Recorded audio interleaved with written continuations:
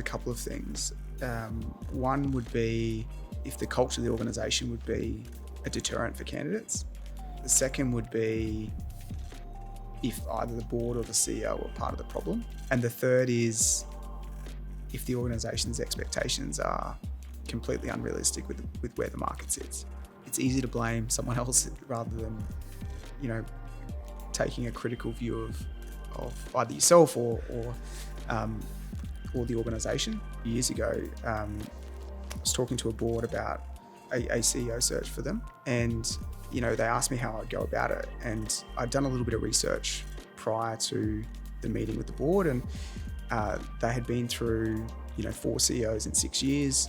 So the thing that I said I would start with was having the tough conversation with the board around doing a board review, given that 4 CEOs in 6 years told me that maybe the CEOs weren't just the problem.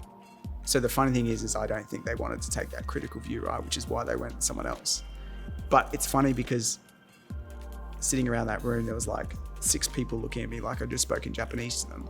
But one of them was sitting there going, yeah, that's an example of why those tough questions are designed to, get organisations to think differently and critically analyse themselves as well. And ultimately that makes a better process.